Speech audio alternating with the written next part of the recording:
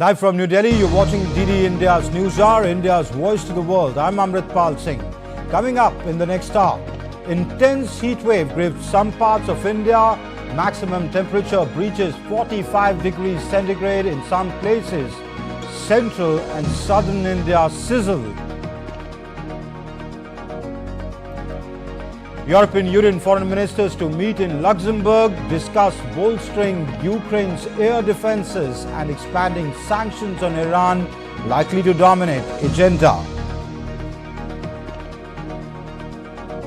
Donald Trump hush money case goes to trial today, opening statements to set the tone for the first ever criminal trial of a former US president.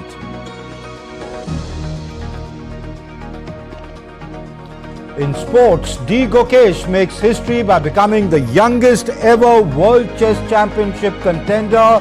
Prime Minister says India is exceptionally proud of Gukesh's remarkable achievement.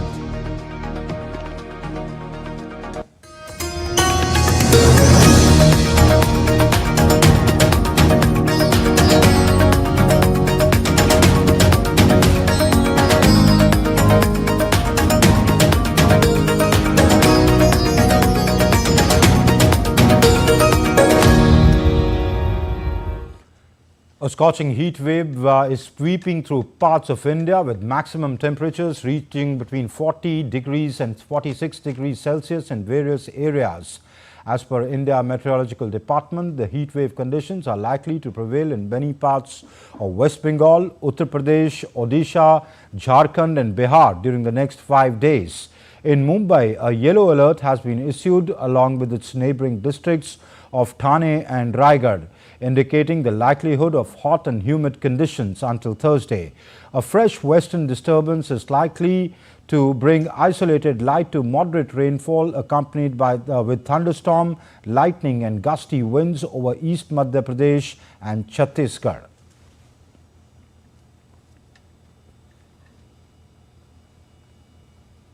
And in view of the prevailing heatwave conditions in parts of the country, the Election Commission held a meeting with India's Meteorological Department or the IMD, the Health Department and the National Disaster Management Authority to discuss measures to mitigate risk.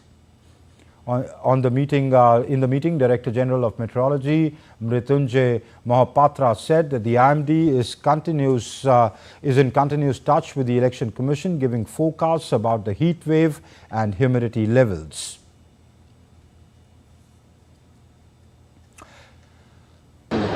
Bharat मौसम विज्ञान विभाग election commission of India के साथ लगातार touch में है और हम सीजनल फोरकास्ट से शुरू करते हुए monthly forecast, week wise forecast और एवरीडे फोरकास्ट हम इशू कर रहे हैं। पब्लिक तो इशू हो रहा है, इसके साथ साथ इलेक्शन कमीशन ऑफ इंडिया को भी ये इशू हो रहा है नेशनल लेवल पर और स्टेट लेवल पर भी। और ये सभी इंफॉर्मेशन को सिर्फ टेम्परेचर के बारे में नहीं, टेम्परेचर के साथ साथ हम लोग भी ह्यूमिडिटी कंडीशन कैसे रहेगा, विंड कैसे रहेगा, नाइट टेम्परेचर कैसे रहेगा, इस सभी का पूर्वानुमान भी दे रहे हैं। तो फेज वाइज इलेक्शन सभी जगह चल रहे हैं। हम फेज वाइज कहाँ इलेक्शन ड्यू है, सभी जगह के लिए हम पूर्वानुमान जारी कर रहे हैं। And Europe faces bouts of heat so intense that human body cannot cope with it. This is what the World Meteorological Organization claims. It says that last year's extreme conditions pushed 41% of Europe into extreme heat stress. Deaths related to the heat wave have increased by around 30% in Europe in the last 20 years. Europe has become the world's fastest warming continent. Italy recorded 7% more deaths last year.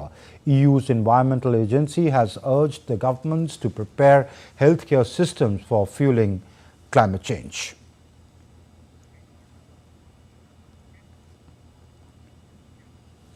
And DD India's Ross Cullen joins us from Paris on more on that.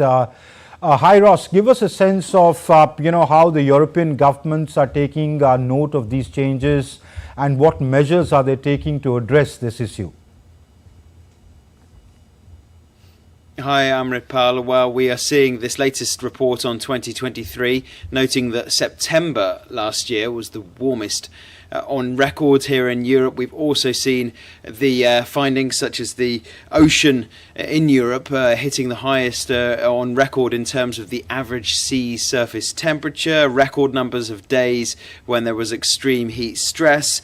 Also, we are seeing a heat-related mortality rise, and in terms of the effects on the environment, exceptional loss when it comes to the level of the glaciers in Europe's mountains as well. Exceptional melting year on year, fastest ever. It seems that we are breaking records every year in terms of how quickly glaciers are receding, how high temperatures are going. We are seeing a lot of wildfires as soon as the hottest parts of the summer kick in across Europe, from Portugal on the Atlantic coast in the west through to Greece in the eastern Mediterranean as well, and governments really trying to support their populations through this, but it is something that is affecting all of Europe. Every summer almost now we are seeing the previous summer's temperature records being broken. All right, Ross Cullen, many thanks for joining us from Paris about this report that the World Meteorological Organization has released. And Earth Day is marked across the globe on April 22nd to support environmental conservation efforts. Celebrated annually, this significant day engages around 1 billion people worldwide in activities that address the climate crisis and encourage behavioral change to preserve the environment. This year, the theme of Earth Day 2024 is Planet versus Plastics, which calls to advocate for widespread awareness on health risk of plastics, rapidly phase out all single-use plastics.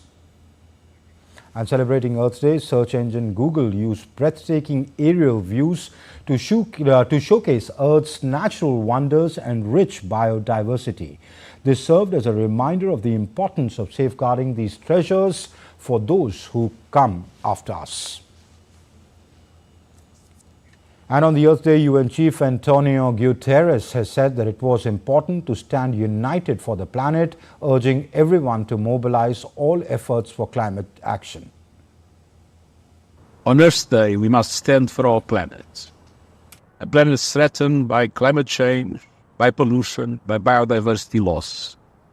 A planet that needs to be rescued. So we must unite, and we must mobilize all our efforts for climate action, to protect biodiversity, and to support all those, namely the indigenous communities, that are teaching us how to take care of planet Earth. And India's Minister of Health and Family Welfare, Mansukh Mandavia, participated in a cycle rally in Porbandar in Gujarat to mark the occasion of the 54th World Earth Day. Highlighting the significance of the day, Mandavia urged people to save the planet and ensure a clean and safe Earth for future generations.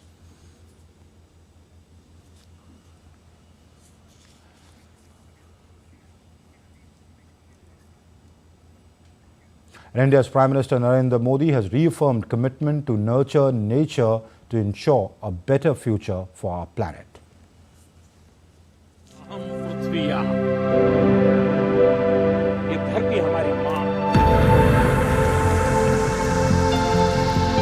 हमारी संस्कृति हमें सिखाती है कि प्रकृति से जितना हासिल किया है उसे लौटाने का प्रयास भी करना चाहिए। इसलिए भारत ने विश्व को एक नया मार्ग सुझाया, जिस पर चलते हुए हम पर्यावरण की बहुत मदद कर सकते हैं। ये मार्ग है मिशन लाइफ, यानी लाइफस्टाइल फॉर एनवायरनमेंट। ये मिशन प्रो प्लेनेट पीपल का रास्ता दिखाता है। जलवायु परिवर्तन के खतरे से निपटने के लिए जो वैश्विक प्रयास चल रहे हैं, उनमें मानव जात के कल्याण के लिए एक विश्वस्त साथी के रूप में आज भारत ने अपनी पहचान बनाई है। आज हमारा देश क्लाइमेट जस्टिस का अगुवा बनकर उभर रहा है। विकास और पर्यावरण में संतुलन, ये हमारी पुरातन परंपरा का एक अहम हिस्सा है। So that was the Prime Minister's message there, and I'm joined now on the show by Dr. R.K. Janamani. He's a senior scientist at the India Meteorological Department or the IMD. Thank you, Dr. Janamani, for joining us. For the common man, let's understand that why this climate change is happening and how can a man on the street, the common man, address it? Yeah, please, can you repeat the question? I'm saying, why is the climate change happening? Yeah, the present, if you see that mainly the greenhouse gas and the, global warming that adds the temperature rising. So once the temperature rises, so the complete the water cycle, so that has the impact that high temperature is the high water vapor, and because of that also there is a rise in the temperature and also the extreme weather event also. So mainly if we see the impact, we can see in the increasing heat wave over certain pockets and also the increasing heavy rainfall frequency. So the number of heavy rainfall events, they have been increasing if we take a long period data. So that these two are very clearly we can get from the long period data. Yeah. Okay. So what should be the approach to it? Should we as humans change our life patterns, adjust to, okay, if there is more rainfall, let's adjust to this, or do we need to take corrective actions as right from the UN chief to the Prime Minister says that we need to bring lifestyle changes to arrest this? Yeah, I fully agree this what you exactly told that one is that we have to see that we are more, to the green side, how we can contribute to the energy conservation. That is number one. And at the same time also, we have to be very conscious about air pollution and, economically using the water. Water is also, as you know, that we should ensure that water does not go into waste, whatever in our daily life. So we have to adapt, we have to change our lifestyle so that we should start from our home itself. Of course, government is doing a lot actually. They are trying to reduce, thermal kind of energy to the green energy like solar and wind. But main is the contribution to the to mitigate actually the increasing temperature and also the pollution. It is the contribution from each citizen actually. That is the message I can give actually. Yeah. All right. All right. Dr. R.K. Janamani, appreciate your joining us. Many thanks for joining us this afternoon. And Hong Kong's ban on single-use plastics takes effect today, marking Earth Day. Hong Kong will launch the first phase that prohibits the sale and distribution of single-use plastics, including straws, cutlery, and food containers. The second phase, starting in 2025, will ban single-use plastic cups and boxes for takeaway services. And still to come up on DD India News Hour, President Muizu's party heads for a super majority in Maldives Parliamentary polls. Philippines and the US launch annual joint military drills in the South China Sea. North Korea fires ballistic missiles towards the sea off its east coast.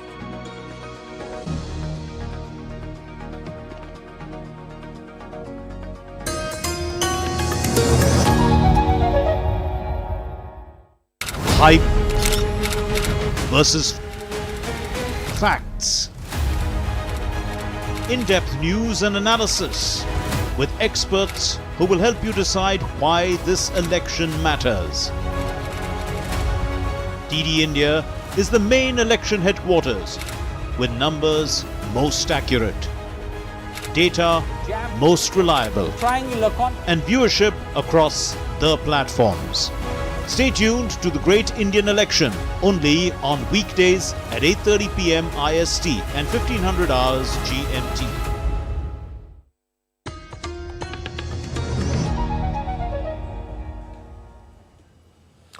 You're watching DD India News Hour. I'm Amritpal Singh. In Maldives, People's National Congress won 66 of the first 86 seats declared, according to the Election Commission of Maldives. The polls are being seen as a crucial litmus test for President Mohammad Muizzu's party, which was under fire over several corruption allegations as well as its policies. The main opposition Maldivian Democratic Party, which had won a super majority in 2019 elections, returned with just 11 seats. Chairman of MDP, Faiz Ismail congratulated the winning MPs and added that MDP's MPs will be ready to work with the government for betterment of democratic values and to hold it accountable as a responsible opposition. The United States of America and the Philippines kicked off their annual military drills on Monday with over 17,000 troops participating in the training exercise. The exercises involved maritime drills in the South China Sea, where Manila and Beijing are involved in a dispute over maritime borders. France and Australia will join the maritime exercises to be conducted for the first time outside the Philippines' territorial waters. The annual Bali Katan drills, which will run from today to May 10th, come amid an escalating diplomatic row and maritime encounters between the Philippines and China. During the joint exercises, U.S. troops and their Manila counterparts will stimulate retaking enemy-occupied islands in the northernmost islands of the country close to Taiwan and in the western Palawan province facing the South China Sea. North Korea fired several ballistic missiles on Monday towards the sea off its east coast, according to the South Korean military and the Japanese government. As per reports, the projectile was a short-range ballistic missile and appeared to have landed outside Japan's exclusive economic zone area. South Korean military condemned the launch and called it a grave threat to stability on the Korean peninsula. North Korea last week fired a strategic cruise missile to test a large warhead and a new anti-aircraft missile. Earlier in April, North Korea also fired a new hypersonic missile as part of its development of solid-fueled missiles for all ranges of its arsenal. Foreign ministers of the European Union are set to meet on today in Luxembourg to discuss Ukraine's air defenses and expanding sanctions on Iran. Also on the agenda is the war in Sudan, but the conflicts in West Asia and Ukraine remain the focus. The meeting comes at a crucial time when the U.S. House of Representatives has passed a crucial bill unlocking over $60 billion aid to Ukraine. The bill now proceeds to the upper chamber called the Senate, which will begin considering it on Tuesday. Meanwhile, Ukrainian President Volodymyr Zelensky has welcomed the U.S. aid bill for his country and urged its speedy passage in the Senate. On Sunday, he called for efforts to reduce the time between political decisions to provide military aid to Ukraine and enabling the country's soldiers. In his nightly video address, Zelensky said that the strength is what is truly needed to change the situation at the front.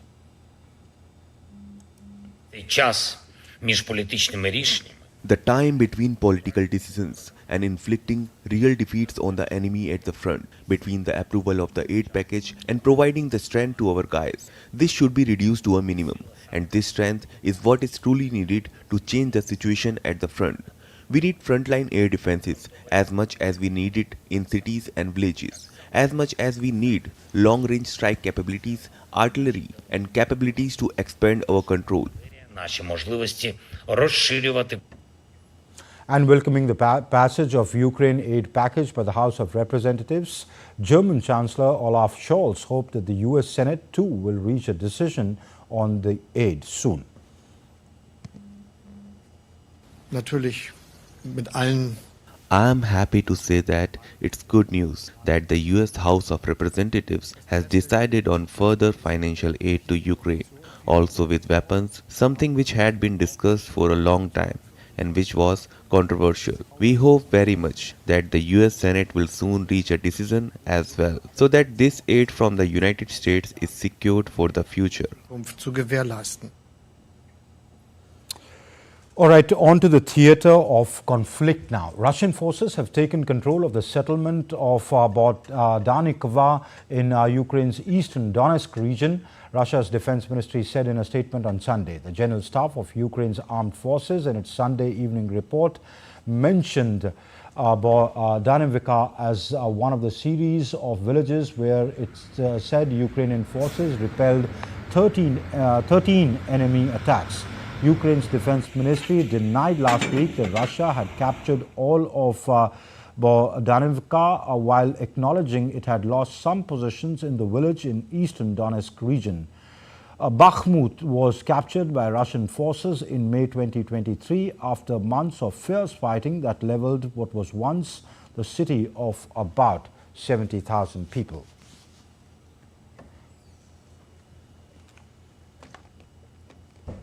And Russian President Vladimir Putin is expected to meet with his Azerbaijan counterpart Ilham Aliyev in Moscow on Monday. This meeting comes shortly after Russia began withdrawing its peacekeepers from the Karabakh region. DD India's Dasha Chernyshova reports from Moscow. Kremlin says presidents of Russia and Azerbaijan, Vladimir Putin and Ilham Aliyev, will discuss key issues of bilateral relations, further development of strategic partnership, and exchange views over the regional situation. Aliyev's visit to Moscow comes after the Kremlin confirmed that Russian peacekeepers had begun their withdrawal from Nagorno-Karabakh. Russia deployed up to 2,000 peacekeepers to Nagorno-Karabakh in November 2020 under a Moscow brokered deal that ended 6 weeks of fire. Their job was to control the ceasefire regime, ensure safety. They also helped to restore water supply and delivered humanitarian aid. But after the Armenian leadership recognized that Karabakh belongs to Azerbaijan, Moscow said it was discussing all issues related to peacekeepers exclusively with Baku. Talks between the presidents of Russia and Azerbaijan also come as Moscow's ties with Yerevan have strained, with Armenia embarking on what experts describe as a pro-Western course. Moscow hopes to resolve all issues with Armenia through dialogue. Earlier in April, Aliyev said that Western attempts to turn Armenia into an armed outpost in the South Caucasus in the future will lead to negative consequences. Putin and Aliyev will also mark the 50th anniversary of the launching of the Baikal-Amur main line construction. The father of the current president of Azerbaijan, Heydar Aliyev, oversaw the railway's construction. Dasha Chernyshova reporting in Moscow for DD India. And Israel's Benjamin Netanyahu has vowed to reject any sanctions on the country's military. Netanyahu said that he would fight against sanctions being imposed on any Israeli military units for alleged rights violations after media reports said that Washington was planning such a step. I will fiercely defend the IDF, our army and our fighters. If anyone thinks they can impose sanctions on a unit of the IDF, I will fight it with all my strength. As our soldiers are united to protect us on the battlefield, we are united to protect them on the political field. Together we will fight, and with God's help, together we will win. And the head of the Israeli military intelligence, Major General Aharon Haliva, has resigned and will leave once his successor is appointed. Haliva has accepted responsibility for the intelligence failures that allowed the Hamas-led October 7 attack on Israel.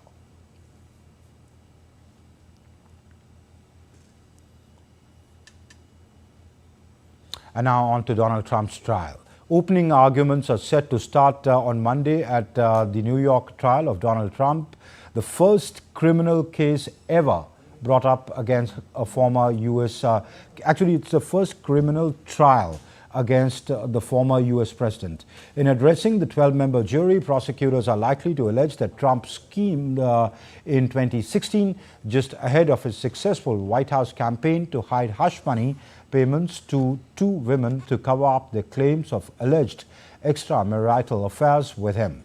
The trial could either help or hurt his re-election bid, as U.S. correspondent Nick Harper reports.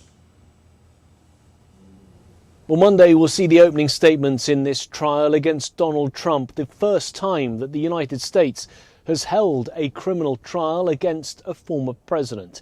And yet here we are, Donald Trump facing dozens of charges for falsifying business records, allegedly trying to cover up an affair with an adult film star.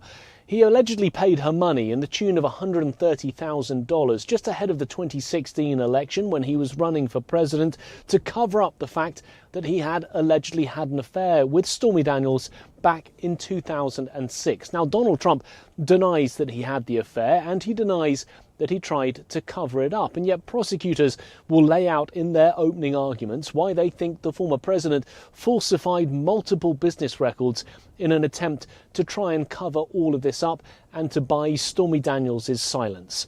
It's taken a week to find a jury of 12 men and women who say that they can be impartial in this trial. Donald Trump, of course, says not only can he not get a fair trial in the state of New York, where there are many Democrats, he, of course, the former Republican president, but also he says that this is a politically motivated witch hunt. The Democrats going after him because he says they don't want to see him again in the White House. He's running for re-election at this time. This trial is likely to last for about 6 weeks or so and could have a major impact on his re-election bid. There is, of course, the chance that this will electrify his base, providing an opportunity for them to rally behind the former president to show their support. But of course, if he's convicted, it could turn off many undecided voters who may decide that they do not want to have a convicted criminal as someone in the White House. It will be a fascinating trial that's likely to have many twists and turns and many developments along the way. Nick Harper in Washington, reporting for DD India. The British Parliament is all set to finally approve a divisive law this week to pave way for asylum seekers to be deported to Rwanda. However, further legal hurdles could yet hold up or derail one of Prime Minister Rishi Sunak's key policies.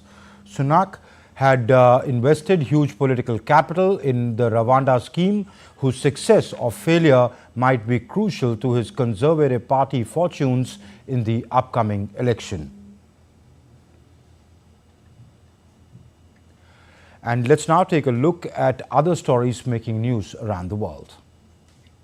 Heavy rain struck major rivers, waterways and reservoirs in Southeast China, triggering floods and a landslide which forced the government to enact emergency response to protect more than 127 million people.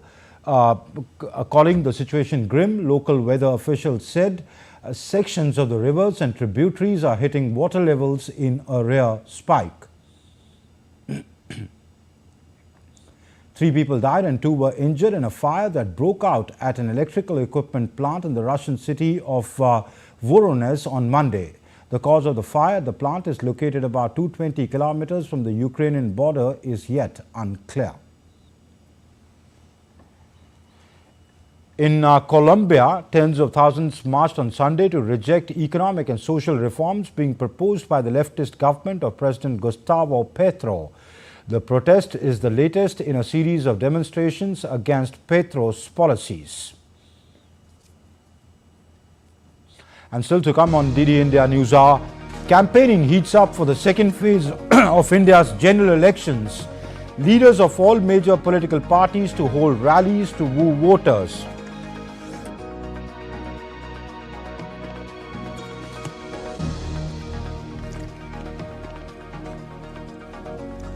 India's President Draupadi Murmu to confer Padma Awards at the Rashtrapati Bhavan today.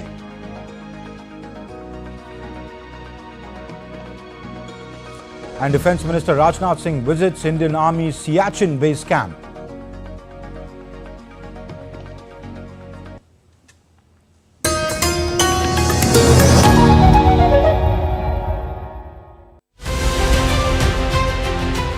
Tracking the first phase of general elections, Team Poll Pulse has reached India's northeast in Assam. This is the tea city of India, Dibrugarh. They are not getting jobs in the local area, like in Dibrugarh or nearby districts and all. Home to the finest tea, the state is set for a cracker of a contest. This is 2024. Can the Congress and allies offer a fight back, or will the Modi juggernaut be unstoppable? Watch Poll Pulse on DD India.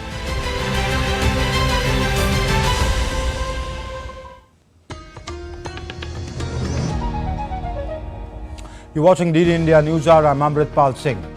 Intense heat wave grips some parts of India. The maximum temperature breaches 45 degrees centigrade in some places. Central and southern India sizzle.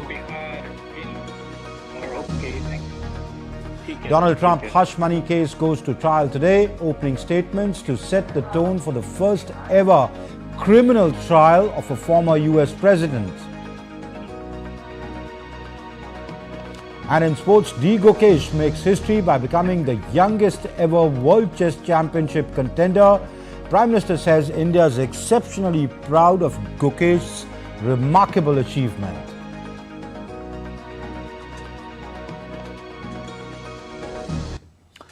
And the top story of the day, scorching heat wave swept through parts of India with maximum temperatures reaching anything between 40 to 46 degrees Celsius in various areas and parts of India. As per the India Meteorological Department, the Gangetic West Bengal and Odisha are experiencing the most intense heat wave conditions currently. However, the IMD forecasts a temporary relief for these states in the next couple of days. Rains in Delhi and NCR have brought a little relief from heat, but IMD has also warned of rising temperatures in Delhi NCR over the next few days. DD India's Taposh Bhattacharya reports.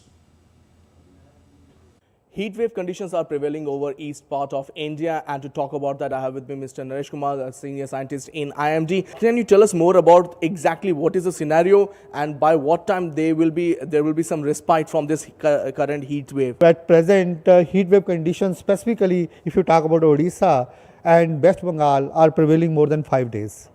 So even temperature has touched up to 45 degrees Celsius also over this region. So yesterday we have given a red alert related to heat wave over West Bengals. So what we are expecting, it will continue again for next 5 days. Do you believe that the temperature will come down? Yeah, there will be not much changes in the temperatures. It will be likely to be more than 40 degrees over these regions. So for next 2 days, there will be slight fall, but again it will rise by 2 to 3 degrees over these regions. If you talk about interior Karnataka, again we are expecting there will be a gradual rise in temperature because there is a dry weather over region, no clouds. So heat wave will prevail over this region for next 5 days. Right, we will come back to Delhi. Do we expect that the temperature will rise in the next 3-4 days? You can see there is a cloud patch over entire Pakistan area, even western Himalaya regions. So temperatures are not even crossed 40 degrees over the most of places.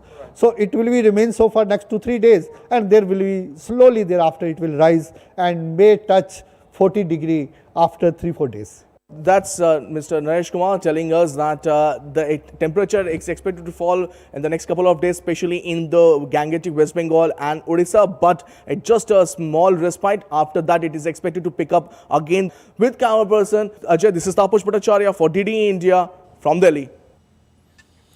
And let's now get you the latest on the world's largest democratic election exercise, which is currently on in India.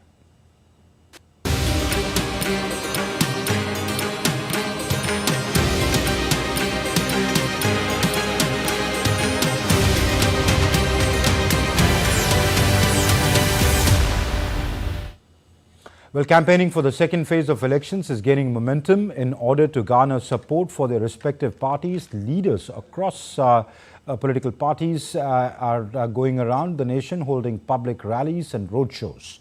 Senior BJP leader and Prime Minister Narendra Modi addressed a public meeting in Uttar Pradesh, Aligarh.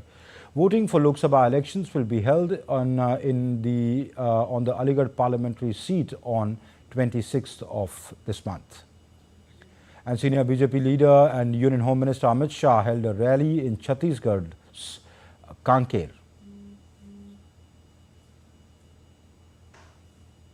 And in order to woo voters, political parties are holding rallies and roadshows across the country. Congress President Mallikarjun Kharge addressed a public rally in Channapatna, Bangalore. And as the election campaign for the second phase enters its final stretch, Bahujan Samajwadi Party chief Mayawati is to hold a rally in Uttar Pradesh's Bulandshahr. And BJP leader and Chief Minister of Uttar Pradesh, Yogi Adityanath, addressed a public meeting in Fatehpur Sikri. While addressing the meeting, Yogi Adityanath said that Agra is consuming Ganga Jal and Har Ghar Nal scheme is being implemented. Agra भी गंगा जल का seven कर रहा है और हर घर नल की योजना भी लागू हो रही है। आपने रामनवमी के दिन देखा होगा भगवान राम का सूर्य तिलक हुआ था। एक तरफ कांग्रेस थी, समाजवादी पार्टी थी, बहुजन समाजवादी पार्टी थी। राम जन्मभूमि के लिए हमसे कहते थे क्या प्रमाण है कि राम का जन्म अयोध्या में हुआ, ये लोग बोलते थे। और इन दलों ने तब ये भी कहा था कि राम और कृष्ण तो हुए ही नहीं, जैसे कि इस सृष्टि के पहले कांग्रेस, सपा और बसपा ही पैदा हो गए थे, बाकी तो कोई हुआ ही नहीं था। ऐसा दिखाने का प्रयास कर रहे थे। बहनों और भाइयों, वो तो मोदी जी का प्रताप है, इनका झूठ फेल हो गया और मोदी जी के कारण 500 वर्षों का इंतजार समाप्त करके अयोध्या में रामलला का फिर से प्रकटीकरण हो गया है। And the election campaign for the second phase of the general election has intensified in Karnataka, where elections will be held for 14 seats in the southern part of the state. Deputy Chief Minister of Karnataka, D.K. Shivakumar, said that all allegations against his government are false. It is totally false. Your notion or narration of BJP is totally false. There is no Modi wave here. There is only wave, that is the people's development, the Congress guarantee wave.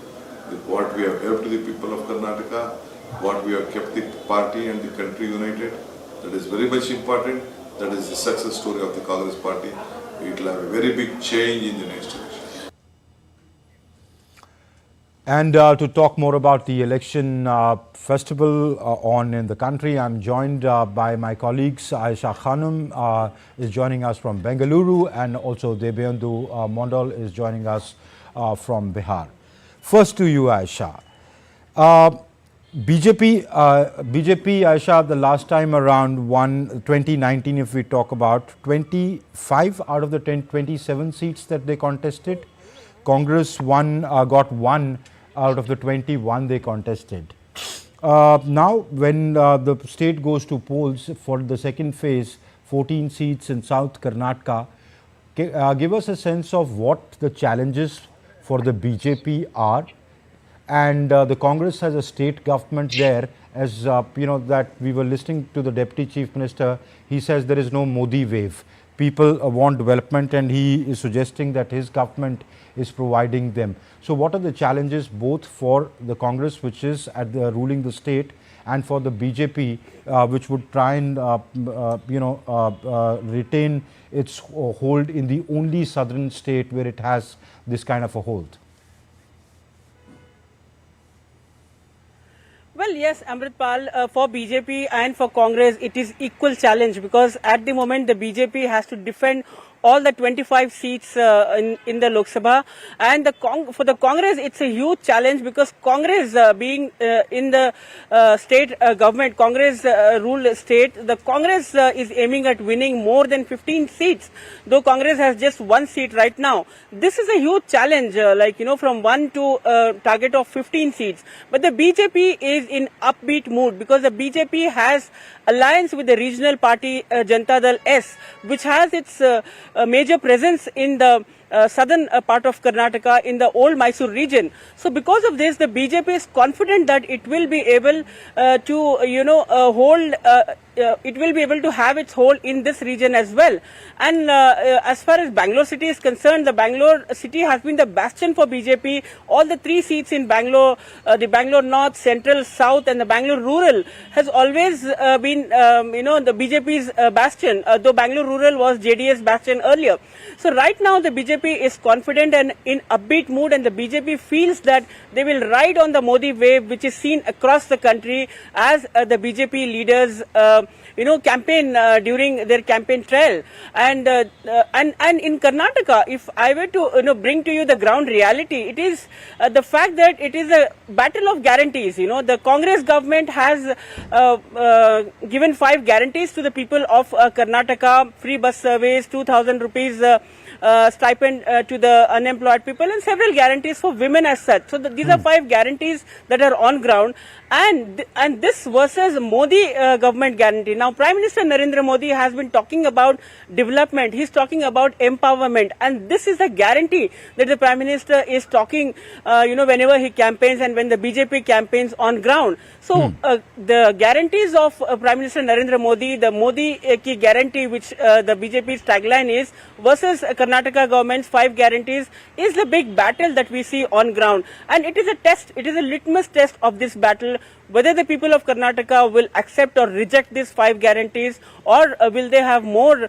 confidence on the permanent guarantees of empowerment by the central government. So this will be a litmus test for the BJP in Karnataka in this election. All right. Debendu, please hang on for a moment. I want to ask Aisha one more thing. Aisha, you've covered Karnataka politics for a very, very long time. JDS once was a very formidable force. It still remains a force in the state. Tell us, what sort of a role could the JDS play this time around?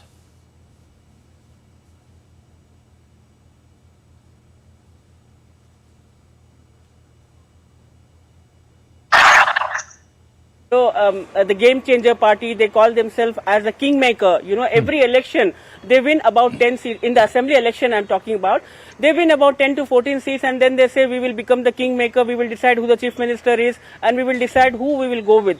So this is the JDS stand which has been for a long time. But soon JDS started disintegrating, and the JDS existence is questioned now. The JDS only presence is in South Karnataka, which is in the old Mysore region. So therefore it was inevitable for JDS to align with BJP. The BJP being the national party, so this will be a mutual benefit for BJP and JDS as well, because JDS, if they had not aligned with BJP, their existence would have been questioned or would have been faded soon. So right now, because of the alliance with BJP, the JDS is contesting on 3 seats. So JDS is confident and hopeful that they will win these 3 seats with the help of BJP's alliance. And the JDS was known for its party family politics, and even now we see that JDS has 2 candidates who are from Devegowda family, the former Prime Minister's family. One is in Hassan, where Devegowda's grandson is contesting, and one in Bangalore Rural, where Devegowda's son-in-law is contesting. So these 2 are people from the Devegowda Parivar. So it is the family politics that actually pulled them down, and somewhere the party had disintegrated. So therefore the party has now aligned with BJP, and their coalition it was inevitable for JDS survival. And if the JDS wins 3 seats in Karnataka, they will once again spring back to their old strength, which JDS hopes to. And for the BJP, it is a beneficial, give and take matter in the regions where JDS has its dominance. As I said, in the old Mysore region, where the Vokkaliga community votes mostly in favor of JDS. Yeah, well, let's see how that plays out, because the last time they're going with the Congress neither helped them nor the Congress. So let's see if the change of tack for going with the BJP, because traditionally they've been anti-Congress. So it makes more political sense for them to side with the BJP for a mutual benefit. BJP benefits from them, they benefit from the BJP. It remains to be seen how much of it pays off. Let me, Aisha, stay on, please. Let me go on to Debendu Mondal, who joins us from Bihar. Give us the political landscape of Bihar. Do the trends of phase 1, are the political parties picking them up? How could they play out in phase 2, Debendu? Well, Amrit, here in Bihar, the 5 seats in the second phase, which is going to polls, is of course in the Himachal region. So these are the 5 seats of Katihar, Purnia, Bhagalpur, and Banka, as well as the Kishanganj area. So, of course, political campaigning in this particular area of Bihar has been intensified over the last couple of days, given the fact that we are just about 3 days away from the silence period that starts on the 24th, 5 p.m. onwards. Campaigning would not be allowed anymore as per the ECI rules. But, the senior leaders, both from the RJD and JDU, but interestingly, Amrit, in these 5 seats, none of all the BJP ally candidate JDU is contesting from these particular 5 seats, whereas the oppositions, India alliances, RJD as well as Congress have a mix of candidates in these seats. We were just a short while back, we were at a campaign of Tejaswi Yadav, the RJD chief and former chief minister of Bihar, who had come to this Katihar and Purnia, to a region which borders Katihar and Purnia.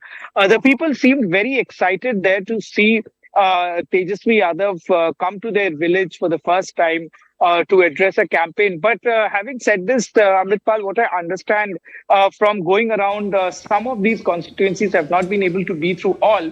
But some of these constituencies, talking to people, I understand that, despite many complaints, with the local leadership that is still there, but the people are willing to vote for the BJP to give a chance to Prime Minister Narendra Modi, is what people say. They, even though they might not like the local candidate, the MP candidate here, but they say that, but indirectly they are voting for Prime Minister Narendra Modi. So therefore, perhaps this time around they want to give Prime Minister a second chance, in fact a third chance, to form a government in Delhi. So this seems to be a sentiment that I have come across, cutting across different constituencies that I have been traveling over the last 1.5 weeks now.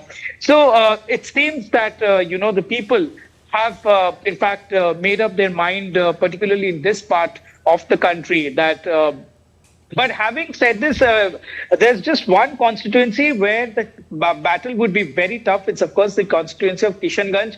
Remember, BJP had lost the only constituency in Bihar. In fact, the JDU BJP alliance. That was the Kishanganj constituency. But this time around also, the JDU is contesting again from there, but the Congress's candidate seems to be very strong in that particular area. But in the Katihar region also, the fight would be little tough. Katihar was also one of the seats which the BJP, in fact, the JDU ally won with a very thin margin, thin margin of about 50,000 votes. So, in fact, this is going to be a interesting contest from here as well. In Kishanganj. All right, Dibyendu, thank you very much for joining us for the moment.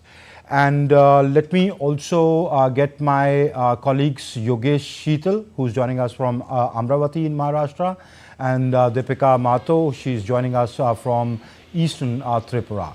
Yogesh, first to you. All eyes will be on Nanded in Amravati in the second phase, as voting for 8 seats is scheduled in this region. Give us what's playing out or what we could expect to play out in phase 2 of the elections. See, Amritpal, Maharashtra is one of the states where the assembly election is also lined up by the end of this year, and all 2 regional parties, basically the Nationalist Congress Party, NCP, led by Sharad Pawar, and Shiv Sena, earlier led by Uddhav Thackeray. Both parties have been split, we have recently seen, and that is definitely has made the entire election very interesting, especially in these 2 regions, Marathwada as well as in Vidarbha region. There are 5 seats in Marathwada and 3 seats in Vidarbha region. 5 seats in Vidarbha region and 3 seats in Marathwada. A total of 8 seats are going to be contested in the second phase of 26. Now, what is interesting, you have rightly said that in Nanded, we know that Nanded has been a bastion for Congress for a very long time. We had seen Shankarraj Chauhan politics, and then Ashok Chauhan, the region, basically one of the biggest leaders we can say is Ashok Chauhan earlier. Now Ashok Chauhan has joined BJP. At the same time, coming to Amravati, this is the second interesting, the constituency. In what happened in Amravati last in 2019 election, what happened? There were 8 seats in this region, and 7 seats were won by the NDA. That was a combination of Shiv Sena, that was undivided that time, and BJP. Now at this time, there are 7, the 8 seats which were not, won by the BJP. That was Navneet Rana seat, and that was Amravati itself. Navneet Rana last time she was contested independently, and she was supported by NCP as well as by the Congress party. Right. Now the very interesting thing is this time Navneet Rana has joined BJP, and the entire Amravati politics has been now completely shifted, and the sentiments game are on, you can say, a silent wave of sentiment, and Uddhav Thackeray as well as the Eknath Shinde, both fraction of Shiv Sena, are just trying to woo the voters, and the sentiment is going to, the sympathy vote, you can see the silent wave of sentiments is going to make a very significant impact in this region. Just couple of hours back, Sharad Pawar, Mukul Vasnik had represented this constituency 3 times earlier, Congress, when it was a Congress base, and later after emergence of Balasaheb Thackeray, the entire region was just, attracted, the Maratha community basically attracted by the Balasaheb Thackeray, and it became the bastion of Shiv Sena. Now Mukul Vasnik, Uddhav Thackeray and Sharad Pawar, all 3 senior parties had just addressed a rally couple of hours back, and they just launched a blistering attack against Narendra Modi in particular and BJP in general. Now attacks are going on, exchange of statements, exchange of allegations that are part of political speeches, we know.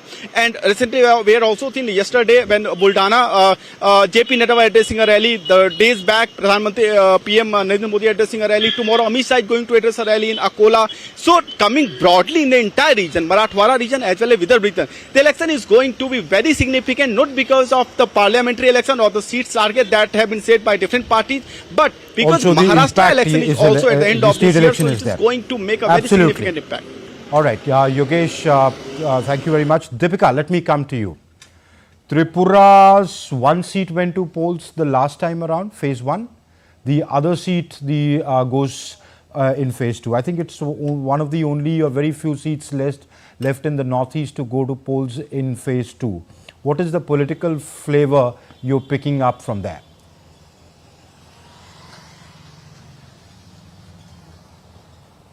Amritpal, when we talk about Tripura East, it comprises, the entire Tripura rather comprises of 30% indigenous people. And when we talk about the political favor, it's completely indigenousness that people are looking forward here, because the vote share here belongs to the indigenous people, and the development also is expected by the indigenous people. So when we talk about the vote share and the political gripping, the kind of political fervor that has been spread over this eastern part of Tripura, when we particularly talk about, it is basically on the development, on the rights, on the script, on the history, and on the land of the Tripura people, and this is where the Tripura Motha party comes in. Now, interestingly, there is an alliance between Tripura Motha party and the BJP, and this is how the BJP is already ruling over here in Tripura East. And when we talked here to many of the people, because right now we are here in Khuvai, which is the East district, far away from Agartala, it is inside Tripura East, and this Khuvai district people are looking forward. We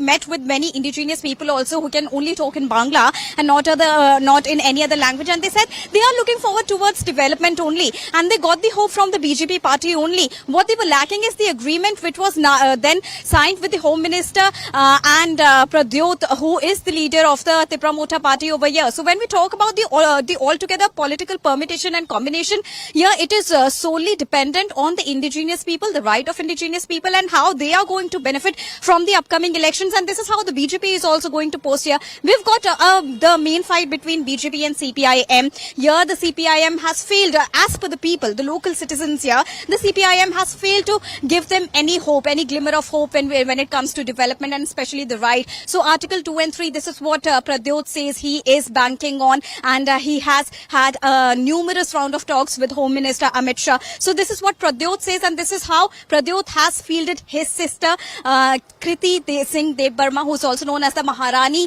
of this state, Maharani Kriti Singh Dev Burma, as the face of this East constituency. So as on the 26th of April, Tripura East would face all the polls, and all the people here, the local indigenous people, would be going to polls. They would decide the fate of themselves only when they go on to polls. And it also remains to be seen how promising Kirti Dev Burma comes out for the indigenous people on the backing of Pradyot Dev Burma. Amritpal. So, Deepika, let's see how this once bastion of the left, now fast dwindling, bastions of left plays out as you say that people are more inclined towards this whole development promise. Yogesh Sheetal from Amravati and Deepika Mahato, thank you very much for joining us and giving us the updates from the ground. You're watching RDD India News Hour, and now it's time for sports news. And on to sports now. Indian chess prodigy D. Gukesh scripted history by becoming the youngest ever champion of FIDE candidates tournament. Gukesh secured a draw against Hikaru Nakamura with black play pieces in round 14 to ensure the title win. He has become the second Indian to qualify for the World Championship final after Vishwanathan Anand, the 17-year-old, has qualified for the World Championship final, where he will face China's Ding Liren. Has become the first teenager to reach the summit clash of chess biggest prize. The Indian teenager won 5 games and lost 1 game on way to a historic title win.